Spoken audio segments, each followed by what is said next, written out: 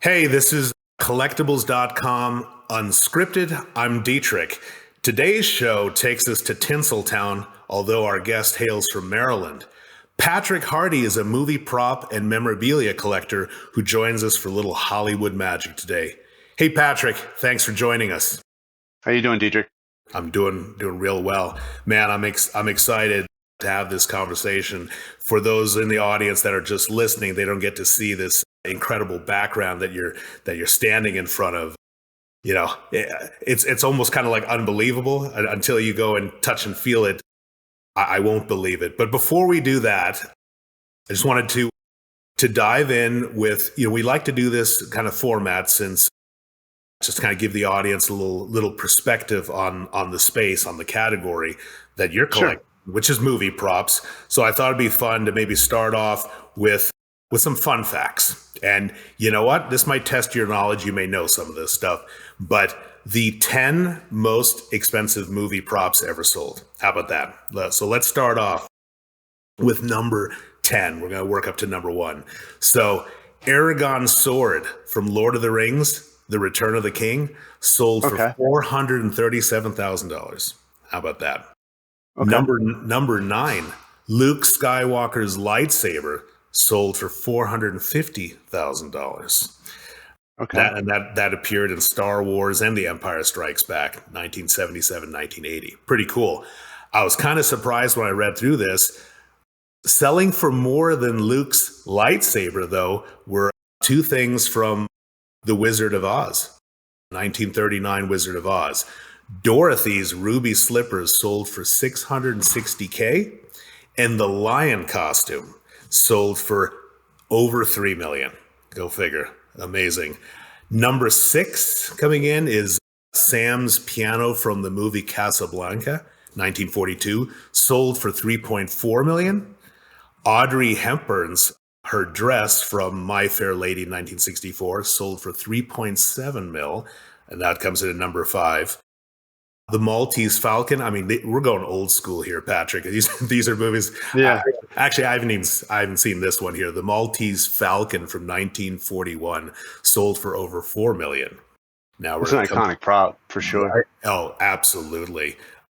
Now here we go. Here's some more familiar stuff.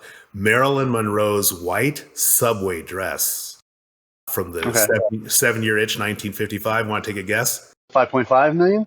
Ooh, 4.6. 4.6. Okay. And evidently the dress was on par with number 2, coming in number 2, James Bond's Aston Martin DB5, which appeared in Goldfinger and Thunderball. That sold for $4.6 million. But number 1, the biggest sale here, something called Robbie the Robot. Yeah, Robbie. You heard of that, Robbie? Okay. Yeah, Forbidden Planet. Oh, yeah. Forbidden Planet, 1956, and The Invisible Boy, 1957. At the time, he was the most expensive movie prop costume ever built. He was really, really expensive. Wow. So they reused him a lot. Okay. So you know your stuff, Patrick. I'm beginning to see that. So let's get to you. How about that? Okay, cool. Yeah, man. The thing about collecting, and people who are listening, they know I'm always repeating the same sort of mantra here, because collecting is about passion, right? Nobody needs a collectible, right? Yeah. You don't need it for anything other than the fact that it just brings you pleasure and it's part of the passion.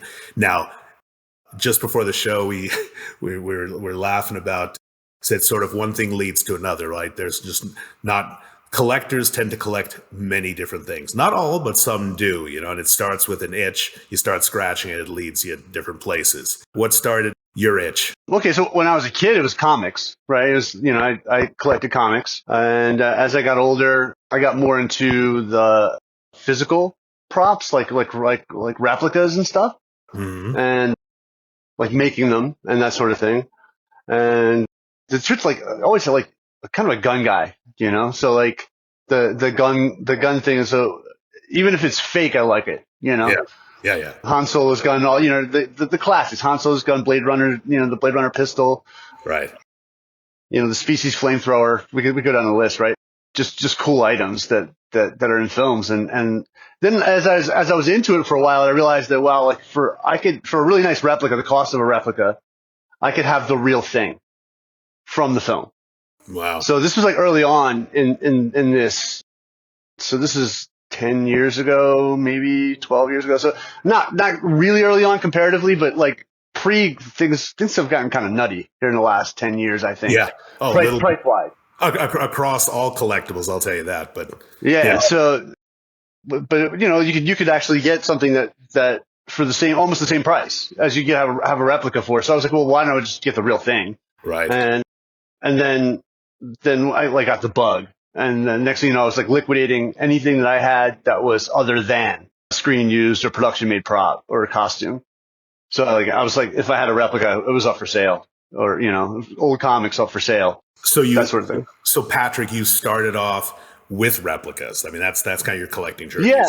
From the beginning. Yeah. Well, because that's way more accessible, at least in my head. You know what I mean? You can get a kit to build your own thing on eBay or whatever, you know? So like that sort of thing seemed a lot easier to get at. But then I realized, well, that's not really true. Yeah. There's a sea of this stuff out there. So it's just what your passion is, I guess, and when you want to pursue it or not, you know? Do you still remember what your first replica was? What started? My first replica? Yeah. Was probably a Star Wars helmet, probably like a Stormtrooper helmet, to be honest with you. That'd be my guess. I had quite a few Stormtrooper Star Wars helmets before they crushed my hopes over there at Lucasfilms anyway. You know? How did they crush your hopes? Oh man, I've watched, and I can't handle the new stuff. It's not for me, I think. It's just not made for me, I don't think. Yeah. So, look, yeah. I get it. There's been certain controversies around. I think for some, you know, it introduces a new generation, but I'm kind of a purist, right? I mean, the old school, like like, you know, and I think that would probably go for any saga. Like even I mean, I'm probably gonna get in trouble for this. Even Lord of the Rings, at some point, like it's got to end, right? You just can't just keep going on. The more I'm trying to be diplomatic about it, you know. I know. But, I get it. Hey, so for those who are watching and, you know, certainly listening as well, talk about what you're standing in front of. I mean, it looks amazing. Yeah, but this is a portion of my collection here. Of course. Yeah. We have a David Harbour Hellboy from the recent Hellboy. Yeah. Back here we have the Ron Perlman Hellboy. Yep. This gentleman here, this is from The Expanse, one of the Belter spacesuits. Fishman here. I don't know if you can kind of see him. Yeah, you're off to the side. Can't off see the side there, yeah. But yeah, he's like unknown. But you got the Samurai. I don't know if you see him. Okay. Yeah. Just a portion of him. Wow. Yeah. Okay. So Samurai's from Heroes. The guy back here in the back. Yeah. 30 Days of Night. That's the lead vampire from 30 Days of Night. Way back in the corner there, you got a geisha from Ghost in the Shell. She's a little tougher to see. Yeah, I can get you in there. I can see the. Oh, look at this! Now we're moving. Oh yeah. Oh, I see that. Yep. You see the geisha back there. And then we have the Butcher Guard. Oh yeah. From Hellboy. Abe Sapien. Wow. Back here's Miller from Event Horizon. Captain Miller. And see if we get you back here. This is Bound 2. Wow. From Hellraiser. Yeah. One of the Hellraisers. I think that one's from 5, I think. Wow. And then this is Peters from Event Horizon. The Mighty Cyclops head from. This is from Your Highness. You can keep going if you want. This just goes on and on, man. Well, how about this? I mean, just you give a little panoramic of the room. Okay. Sure. We'll walk you through a little bit. Wow, what a treat! Wow, you have this all perfectly staged. This is like a museum, Patrick. Yeah, you have like the Punisher. We've got some alien stuff up here. Different horror films. This one's a particular favorite for most people. This is the prototype Green Goblin from the Sam Raimi Spider-Man. Wow, that circulates online. Like every time they talk about the Green, every time they talk about the Green Goblin, this one always pops up. It's like, oh, they should have used that one. But that's the prototype. We got some Judge Dredd here. I spotted an Iron Man helmet there. Did I see that correctly? I have a paint test up here for Iron Man, and I have go back again. Wow, what is that? This is just one of the autographed toy Hasbro toys, I think.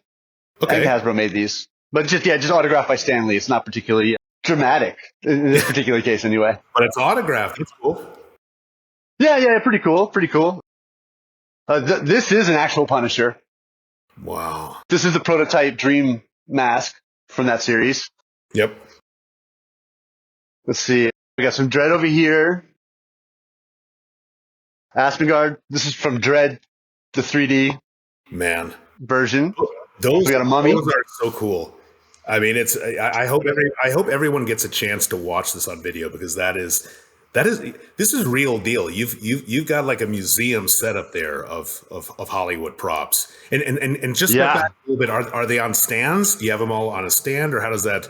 Or are they just these are on mannequins, basically. Like nice. These guys. Wow. We got the mummy here in the background. There, we've got some stuff from Elysium. Yeah. So like the chemrail and stuff. More stuff from Elysium up here. Some Leprechaun, some more Event Horizon. We get a Ghost in the Shell pieces up here. This guy, this is the Hell Bunny from Bill and Ted's Bogus Journey. Oh, I remember that. Yeah. You stole Deacon's Easter basket. Yeah, so that's the animatronic bunny. Yeah. This is the demon from The Mirror in Constantine. This is like the Keanu corner over here. We have John Wick. Yeah. This is the horse riding suit from the opening of 4. That's the actual suit. Yeah, that's the actual suit. Man. The nunchucks are the ones from the fight in the Continental. Uh-huh. The sword, the bow, and that's all from the Continental. These are from John Wick 3. These are the pistols, tosser pistols. And then behind him there is the devil from Bill and Ted's Bogus Journey. Yeah. Huge. And then, of course, we have the Matrix. Yeah. You gotta have to have a head plug, right? Wow. Back here in the corner, we have some Ash vs. Evil Dead. These are replicas, these two. Yeah. Chewy. Yeah. The Blade Runner Hades landscape is real. Then we have the V for Vendetta. That's a crowd mask from the end of the film, not actual hero. Well, I like the fact you got some nice posters there too, nicely framed. So the Blade Runner. Yeah, we have autograph posters, autograph one sheets. I got a thing for those too. Very, very then we have Hellboy, the Map of the Golden Army. The Warriors. One of the patches from the back of the Warriors vest. Gruagash. That's from Hellboy. That's the David Harbour Hellboy.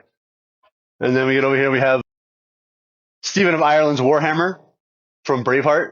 Yeah. So it kind of runs the gamut here, like of all kinds of stuff. No kidding. Okay, like teeth from the Wolfman. These are teeth from a Series of Unfortunate Event. Teeth. Holy smoke. Yeah, teeth. Yeah. We have the fingers from Fright Night up here. The hand from Ash vs. Evil Dead. One of them. Stuff from The Watchmen. Piranha. We go over here, more Piranha stuff. We have a Bloodstone from the Subspecies series, and we've got some teeth from True Blood and some True Blood up there in the corner. Yeah. This guy back here, he's from The Thing. It's one of the alien specimens from the spaceship of The Thing. You're welcome. That is amazing. I don't know what else to say, but it's amazing because it's not only just the quality of the stuff that you have, the diversity. I mean, well, although it seems like in terms of genres, you like horror. You know, there's quite a bit. I like horror and sci-fi. Yeah. That's like my bread and butter. Yeah. But just how you have it displayed it's museum. It's amazing.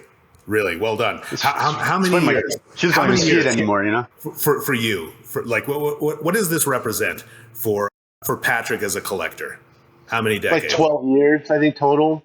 12 years. This is like 12 years, but this is like, but it's probably more than that if you consider the stuff that I liquidated too. So like because I collect the stuff before that, and it's not like it's not like I lost that. Do you know what I mean? I sold it and I moved it into this. So it was a little quick moving at the beginning sort of thing. Yeah. But yeah, it's about 10 or 12 years of collecting here. All right, so you just scratched the surface. You teased us with a little bit of a walkthrough, and I see, and you have the passion in your voice as you describe every item almost as if it's brand new to you, which is awesome. Oh, yeah. So it still brings joy. So I've got a question for you, which may be impossible to answer, and that is, do you have a favorite? Is there a favorite in your collection? No, not anymore. I used to have favorites, but it's like so diverse now. I don't think I could pick one. Like not just one. Maybe a handful. Yeah, but not just one. Well, I'd ask it a different way, which would force you to think about it. You're gonna force me to pick it. Yeah.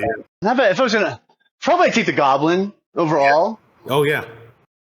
Just because I like it. Yeah. I like the Cyclops too, but those two I really do, and they're nice. They're just nice pieces. So one of the things that early on that I wanted to ask is kind of, it's a question for most collectors is you start off with one thing and it leads to another. And it's funny because, I mean, just a little thing about me, I'm a vintage lunchbox collector. I mean, I collect a lot of stuff, Patrick, but vintage lunchboxes is where I've, gone in the deepest. I've got, around 300. So I always say, like, if it's something you've seen as a kid, movie or TV show, chances are if it was made, I've got the lunchbox. But it evolved. Like that's the thing. It's an evolution. You explained that you start off with reproductions, right? And you moved to the real thing. Has your collecting evolved anymore? You start off with comics. Did you do posters then already before the movie props, or was it straight to props? Well, the posters for me started. I worked at a movie theater when I was like 19 as like a projectionist. So I started grabbing movie posters back then. And now I don't keep them unless they're autographed. But yeah, like so I'll get them autographed and stuff. But I typically don't. That's not something I actually currently seek out. But if it falls in my lap, I'll take it, sort of thing. Right. But yeah, the movie posters thing was like something that kind of evolved separately. Mm-hmm. The prop stuff like started off with I only was interested in like the guns and the masks and like the hand props and stuff like that. And then I wasn't really interested in having like a full costume. But like now that's all I want. I'm not interested in just the piece. I want the whole thing. So, and if I'm getting the piece, I'm chasing the rest of the pieces to make it complete, So things have changed, like I never would have bought a dress years ago, but I'll buy a dress now, that sort of thing. That's a recurring theme as well with collectors, the completionist, right? You start with you want to complete something, and it's fun. It makes it fun, right? Yeah. A couple of things here. So first of all, it's a world I'm unfamiliar with, and I'm sure a lot of our listeners and viewers will be like, wow, this is an area that no one's kind of stepped into, because I started off with like this top 10 and everything's like way high six figures. I mean, this is like, or in the millions. Like, it just seems unaccessible. But that's not all that way. It is actually, there's definitely pieces out there for less than $100. So it's definitely accessible on the low end too. It's just, you're not going to get Indiana Jones's hat for that. You're like, it's like, you need to be realistic. It's like, you're not going to break into comics and you're not going to get number one of the Silver Surfer for nothing. Right. Like you got to come out of pocket on that one. Yeah. But you can get stuff for $100, $200, less than 500 pretty regularly. Okay. Well, I'm not going to ask. I'm not going to put you on the spot to put on any price tags. I wouldn't do that. Okay. But I imagine. I mean, maybe we could do it offline, only because I'm curious. But it's just like John Wick suit, like that to me. Okay. Well, how about this? Rather than talking about price, how do you even get your hands on this stuff? Like, talk about that journey, because I imagine a lot of this stuff is auctioned, right? So I imagine like John Wick in particular, it was auctioned. Yeah. So is it pretty competitive doing this stuff, going after these things? Well, yeah, the guy who has the deeper pocket's going to win. just the name of the game, right? Yeah. But usually there's enough there's enough stuff that like you're not all fighting over necessarily that one item. Yeah. Typically, Right. right? So, but yeah, usually John Wick suit, just to give you a ballpark, you're looking at $6,000 to $10,000. Okay. For the complete shoes, the works, the whole suit with its cufflinks, all that. Right. Yeah. Did it fit you, Patrick? I didn't try it on. I think it would actually. I was looking at it, and he might be an inch taller than me. Yeah. Maybe. I don't know. It'd just be so tempting, right? You know, you got that. Yeah. Have you tried? He's a little thinner than I am, though. Let's not go there. That's not. Have you tried on any of the costumes? I've tried on helmets. No, I take that back. I did try on. I have the bio suit from where they go into the shimmer, and the ladies all go in, and they come out, and they're talking to her, they're interviewing her. I don't know. Annihilation. That's the name of it. All right. Yeah. Okay, so Annihilation, I have the interviewer's like biohazard suit from when he's like interviewing her. And I did try that one on one for Halloween one year. But that's the only thing I've ever put on, like completely. Yeah. I have like I put on like the Dogs of Hell vest from Daredevil. Like here and there stuff, but not like I've never dressed up like a judge hunter or anything like that. No. Well, and look, I imagine you buy these things as value, as treasured, valuable items, so you don't want to be wearing them and wearing. And I'm not into cosplay. Like that is like something that is alien to me. Yeah. Like I can appreciate it, and I can appreciate the artistry that people put into it. But this is not my thing. Yeah. So like when I buy this stuff, I'm not thinking I'm gonna have the ultimate cosplay to wear or something, you know? Yeah. Well, look, even if you did, you wouldn't be buying these actual items and wearing them. That would be reproduction, because you wouldn't go out there, spilling beers on costumes, right? So, anyway. Yeah. Well, you would think not, but. So most, if not all, that you have has come from auction. Is that right? No, I've bought from people who work on productions. I have bought from other collectors. Auctions. There are places that actually just outright sell, like straight sales, not auctions. Okay. I've bought from them. There are people who do sell on eBay who are legitimate. There are a lot of scams on there, though. You have to be really careful. Well, and hold on. I'll put that out there. Yeah, this is where I was going with it, Patrick, because, looking at what you've got there, it's like, wow, okay. And you're like, okay, this is the John Wick suit. It's got the shoes and all the rest. And you're thinking, all right, okay, well, but is it authentic? Like, how do you know? I mean, is most of your stuff authenticated some way, somehow? Like, how do you go about that? And for the instance of like the John Wick suit, it was sold through Prop Store. Okay, they're pretty much the top dog. Yep. For names when it comes to this stuff, so it has their COA with it. It's not like it's in question. That's like when nobody they got that directly from the production. Yep. So its lineage is assured, sort of thing. Yep. Now, other items that you may have to do some work. You might have to actually like contact the people who worked on it, or ask them to verify it, or that sort of thing. Sometimes things will come with letters from people who worked on the production, that sort of thing. You got to be careful. Yeah, I was going to say, I mean, there's you have to be careful. That is good advice. Yeah, research is key, and you have to research the item. And the truth, it doesn't even matter if it's like Prop Store selling it, because even Prop Store has made mistakes. So, yeah, you do have to research what you're getting and what you're stepping into. So, is most of your stuff authenticated?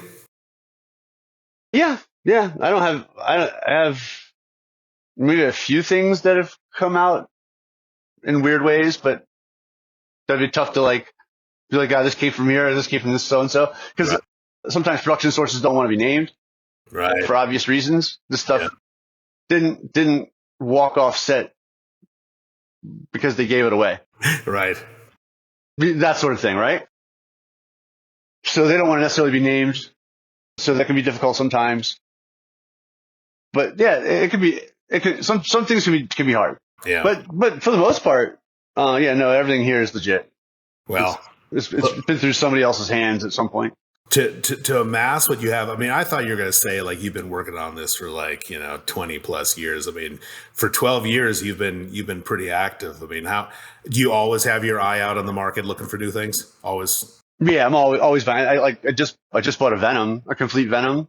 Oh, from Spider-Man 3. Yeah, always looking. And then there's also like the restoration part of it. So these things aren't necessarily made to last. Yeah.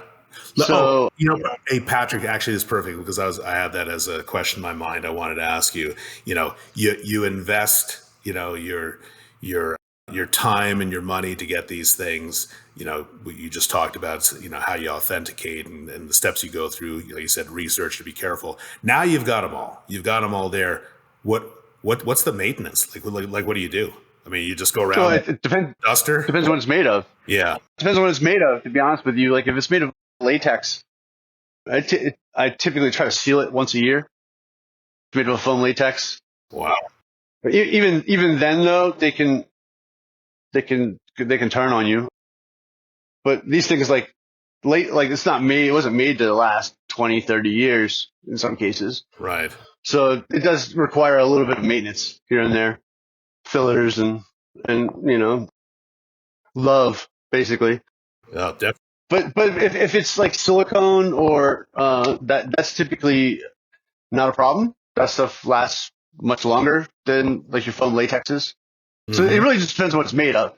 That's pretty remarkable to hear the time that you take to, as you said, labor of love, right? I mean, to go some latex thing. You said they're not meant to last forever, but as collectibles, you want them to last forever. Now, when in certain things, I mean, or in most collectibles, right? If you touch them, like if you touch up a lunchbox with some paint, right? Or you touch up maybe a sports card, it generally, some would argue, tends to diminish the authenticity, right? So it diminishes the value. That's a fair statement, I think. Yeah. Do you find that like if you sort of touched up Hellboy behind you, would all of a sudden would it be like, it would lose the value? Like what's your experience? Okay. This is it's kind of like split, I think, between some collectors, how they feel about that. I think the reality is though, say I owned a Gremlin from the 80s. If I didn't restore it, it wouldn't be here. So either you have this thing that is probably like, at this point, 70-30 or 80-20 real versus restored. And it's usually done sympathetically, right? Meaning that they preserve as much as humanly possible, right? Before they add anything. Yeah. And if that's the case, then you kind of just have to realize, well, there's limits, right? Like if you want a Gremlin, it's going to be restored, or you're going to watch it rot away in your house. Right. It's a good point. So it's beyond labor of love, right? I mean, you're taking on the role of a preservationist, right? I mean, it's like you're preserving. At that point, for sure. And a lot of guys who have those will send them off periodically to be touched up or whatever by guys. There are guys like Tom Spina up in New York who does a great job of restoration, like larger restoration work. Mm-hmm. So yeah, so sometimes they save the day. Sometimes the stuff would just go away if you don't do something. What's the community like for movie prop collectors? Is it a small community? Do you guys interact, network with each other? Do you keep to yourselves and just always, look to snipe? It's pretty small. Yeah. It's pretty small comparatively. Like my wife calls it the land of incestuous sales, right? So, this guy bought it from him, he got it from him, he got it from him, and it's just kind of like you can trace it back to forever. But yeah, it's kind of like that. But most people are good people. There's always going to be some people that you probably should be leery of, but in anything and anywhere, that statement. Yeah. If there's money involved, you got to be careful with some people. So, but other than that, I would say it's pretty good community in general. But because it's smaller, it's a little more. I know this guy, I know that guy, I know the guy who owns this, I know the guy who owns that sort of thing. Well, that's why I asked the question. It's sort of, you find in many of the categories, like again, sort of the top ones, right? Cards, comics, coins, and stamps. I mean, there's always networking going on because people are always trying to look for things and connect with each other. So it's no different for you, but it's a little smaller and nichier. 100%. Yeah, for sure. And I don't like, as people, a lot of bigger collectors, like even people my size and bigger, they don't share too much either. They're not out there actually showing you what they have. They kind of keep it quiet.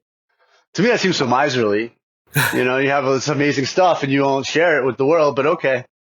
But yeah, there's some guys who are like that. And I think that's because there are a lot of people out there running scams. They'll take your pictures and they'll try and offer it for sale on eBay or whatever. They don't actually own the thing, or, that actually happened to me this week. No kidding. Within the last 7 days here. So I had a guy take images of something that I owned and offered it for sale, like he was selling it on Facebook. How did you catch it? Well, I mean, people know me, and people know that I own it, and then I actually saw it first. So I saw wait a minute, that belongs to me. Wow, you don't own that there. People will do. Yeah, he just blocked me and then tried to keep going to sell it anyway, but then they just ended up taking care of him. So speaking of sales, do you still kind of actively sell things like, all the time? Okay, so you are selling all the time. Oh yeah, all the time. Yeah, there's nothing in this room that isn't for sale. Nothing in this room that isn't for sale. I don't know how collectors grow without that mentality. Like if you don't take the idea that there's nothing that's too sacred. Like some things, everything's for sale at the right price, right? Because you want to grow, right? The idea is growth. So at least for me, if I sell that, I realize I'm letting something go, but I'll end up getting 2 or 3 awesome things later. So yeah. Well, look, that is a healthy and proactive collector's mindset right there. So you're always looking to kind of up your game, right? You're not. Yeah. Oh yeah. Right. It's always about bigger, badder, better, right? And even if it means getting rid of a few things to make that happen, and you do it. Yeah. And you pick and choose, right? You get rid of the things you don't want as much, and keep things you do. How do you keep track of everything? Currently in my head, it's terrible. I've had friends after me for a while that I should probably start doing spreadsheets and stuff because I actually forget that I have things. Yeah. Things will pop up and I'm like, oh man, I didn't know I had that NZT pill from Limitless, but it's so small, Well, that is the collector's dilemma, Patrick. Yeah, right. And not to do a shameless plug here, but of course I will, collectibles.com. This is exactly why we built it. It's number one, understanding and appreciating the things that you talked about. It's the passion there of why you collect. I mean, you actually hit on a couple of notes that I just kind of, again, it is a bit shameless here, but you said them, so I want to react to them.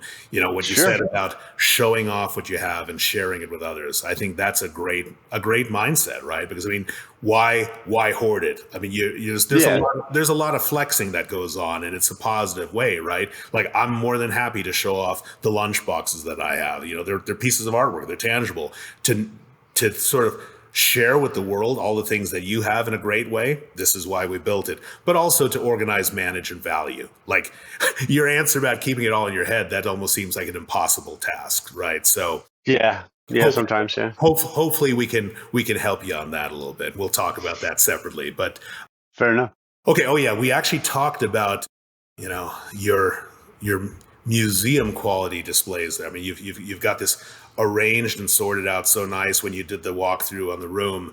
I mean, is it just happen organically, or do you sketch it out? Okay, this is how I wanted to look. I'm with this corner. You said there was a Keanu corner there. I mean, do you give it thought, how to lay things out, how to display them, how to mount them?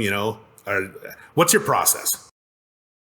I mean, kinda it just in the sense of I try to keep horror together. I try to keep things genre related together. But other than that, it kind of grew organically into what it is. Like I said, I started out with the hand props and masks and that kind of thing. So the shelves kind of were the first big thing in the room, and then as I've added mannequins and stuff like that, I've ixnay things like that were in here, tables and the like. So it's kind of become organically into this thing. It's grown into this, and it's something I'm like I mess with a lot. So Yeah. I'm changing it a lot because, like I said, like I sell stuff a lot, and then I'm getting new additions all the time. So like even if I was to show you a picture from a year ago to now, it looks completely different. Wow. It's just the cycle of things moving Yeah. through. Yeah. So the like as far as like the overall like, I know people who do plan it out, and I think that it can come out looking so much better if you do. Yeah. This is definitely hectic. And there's a lot jammed in here, so I think that like some people find this too busy. Yeah. Like some people would rather it be more clean, like everything's in its own place.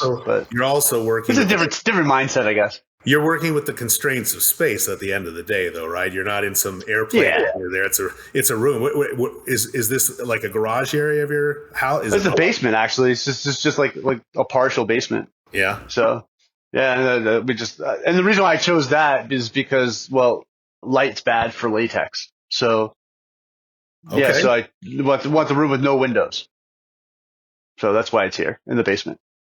You mentioned you've got a wife. This is always the thing that comes up with collectors. Is this an understanding wife that you have? Does she come down and hang out in the room with you, or is that your? Oh dog? Yeah. Okay. Yeah, she hangs out down here all the time. She's not like into it, I think, that much. She's got a couple of things in here that do belong to her. Oh, okay. But they're like gifts for me, sort of thing. Yeah. And nothing she would have bought on her own. Right. But yeah, no, she's very cool about it. She doesn't really. She knows I'm doing what I'm doing, and and it can, you get into like this level of things, and you're talking about things that are costing $15,000-$20,000 and more. People. It's good to have an understanding. Significant other to look at that and go, yeah, okay, it's fine. He knows what he's doing. He's got that under control. Well, versus I don't know, all this money's moving around, Yeah, that's not going to work. That is not going to work. Yeah. So you need somebody who's a little trusting when it comes to that. So you're known in the neighborhood. Have all the neighbors seen what you got? Do you have my immediate neighbors have. Yeah. But no, not really. I don't know. I've been in the newspaper here. Yeah. So I guess I'm known for that. But yeah. Even I don't even really put things out for Halloween. Wow. Like it's kind of boring when it comes to all that. Like kind of hiding what's actually here. I would imagine you'd like want to have like some school kids come by or do stuff just to. I'd happily show them. I would happily show them if the opportunity arose. But it's like my own kids come through, and my son's sophomore in college, my daughter's a senior in high school, and for them, it's they don't even see it anymore. It's like walking through, and it's nothing to them. They don't appreciate the significance of what's been built there because. As I don't think so. I'll tell you, for me, just looking at this, and I know that our listeners and viewers. I mean, it's the real deal. I mean, it's not like you've got a couple of things, that you've collected. I mean, what is your collection right now? How many items roughly that you keep in your mind? Maybe 300. Okay. Maybe. Wow. Ish. Okay. Yeah. 250, 300. Wow. Maybe. Yeah, I mean that's a significant. I mean, we're definitely in six figures range for sure. Right. But I don't know. I could exactly what the value is. I don't know. Yeah. Well, depend. In collecting, right? We always say, right? It depends. The value depends on what someone else will pay for it, right? Yeah. That's for certain. And it ebbs and flows. But I think that there was a big thing, like a renaissance here. I think that Adam Savage, right, with his tested platform and all that, I think that really brought a lot of attention to all this. Right. And I think that really helped blow things up a little more. Like I don't think people knew that this stuff was even accessible, that they could have something like this. So. Well, look, Patrick, we're almost up on time here. I've just got a couple of things that I'm interested in. Is sort of. You talked about the early days in childhood. You started off with comics, moved into other areas. You start off with replicas, then realize that you might as well go after the real deal, and you did, and you've succeeded. You've got a super impressive collection. I hope everyone will be able to take a peek as you did the walkthrough. I mean, is there, as you collected these things, it's a personal pleasure for you, it's a passion for you. Well, you want to wax on a little bit, so sort of more philosophically, like what the role of props are, of memorabilia, just sort of in like film history, like what's the role? Do you ever think that's about exactly how I see it. I see it as art, and I see it as history. Yeah. In particular, I see it as the high art of our day. Actually, I think it's the collaboration of so many great artists coming together to produce something amazing like that, and the cost alone should at least clue you into the endeavor that it is, right? When something's $150 million, it's Lord knows a lot of waste there, but when there's that many people, that many artists involved, and they're producing some amazing things, and some of the things are really amazing. Some of the animatronics and stuff like that, when you play with them, they're like, wow, these things that these guys build, this is staggering. For sure. The role of the collector and the preservationist, I think, is like, it's just about, I don't know, beyond other than like pursuing what you love and trying to keep things alive. I don't know if there's anything more to it than that. Yeah. I'm not really like one of these guys that's like seeking a monetary win. It's just happened that way. Right. Right. So, yeah, I would have done this even if it was dirt cheap, or if it was worthless. I probably would have had this stuff in my house. So. Right. Yeah. But I mean, the thing about it is you actually, you do recognize and appreciate the significance of what you're doing. And that's cool to hear. Yeah. I think it's significant. That doesn't mean that everybody sees the value of it. I think that I get a lot of it. It's kind of an odd thing to collect. This is very odd. I get a lot of that. Well, Patrick, think of it this way. Let me give a reaction to this too, because I see it there, and as you said, it's in your basement, and you've got space constraints. But I mean, close your eyes, imagine like a big gallery space, right? And those things, and made, arranged as a museum. Then all of a sudden it becomes something completely different. It's pop culture history. I mean, you have something that is meaningful and kind of captures moments in time, zeitgeist, right? Really. And you've got it, right? Or else be lost forever. So I commend you for what you're doing, and I like it. I mean, I tell you, not everyone probably has the space and the wallet to pull off what you've done, but it's cool. I mean, it's man, I'm just a carpenter, man. I'm nobody's I'm nobody's like CEO or anything. It can be done on a blue collar guy's salary. I'm proof. Wow, that's an inspiration right there. All right, well, sort of final question actually, there's something I want to say, because you mentioned sci-fi. Do you have a favorite character, a favorite monster, a favorite anything in terms of sci-fi that you think is like the baddest? Sci-fi. Well, Dredd. Everybody loves Dredd. Yeah, I've been a fan of Dredd since the 80s. I'm reading the comics in the 80s. Yeah. Punisher's awesome too. Yeah. In particular, when the writing of Garth Ennis, who also did The Boys. He's pretty awesome. And Hellboy, Hellboy's out. I'm obviously a fan of Hellboy. Yeah, for sure. What do you think? Oh, you said something a few minutes ago about animatronics and how amazing they are. Do you have any animatronics in your collection? Yeah, the Bunny's animatronic. Right. The Cyclops head's animatronic. Okay. I have the Head Eater from The Taking of Deborah Logan. That's an animatronic. I did have the Right Hand of Doom from this Hellboy. Okay. That was all animatronic, but I got rid of it when I got the complete. I don't know, sometimes I forget. Yeah. Well, it's all in your head, Patrick. It's all in your head. Yeah, it's all in my head. Yeah, it's all in my head. All right, let me tell you something that I thought is the most awesome. I mean, still to this day, I don't know what's gotten better, and maybe I'm just partial, but Predator. The first Predator, when I saw like that, to me, that when he takes that mask off in terms of like design and it opens up and stuff. It's unbelievable. Like that to me was one of the most creative things that I thought has ever been created. I don't have any Predator, unfortunately. Okay, that's the closest I have is the Alien versus Predator Warrior over there. That's the closest I have. Okay. So this segues to my final question, and forget about you being a humble carpenter, but if money were no object, what is the dream prop that you would want? Is there? Deckard's pistol. Deckard's pistol from Blade Runner. Wow. Hands down. Holy smokes. It's not even a question. Yeah, you just had that right. I mean, so you. Yeah, it's not even a question for me. That's that one. Absolutely. Where? I think top 3, the Chris knife from the new Dune. Okay. And third one would probably be maybe a Vader helmet. I would like a Vader helmet from Empire Strikes Back. In particular. Do you know where the pistol sits today, though? Your top?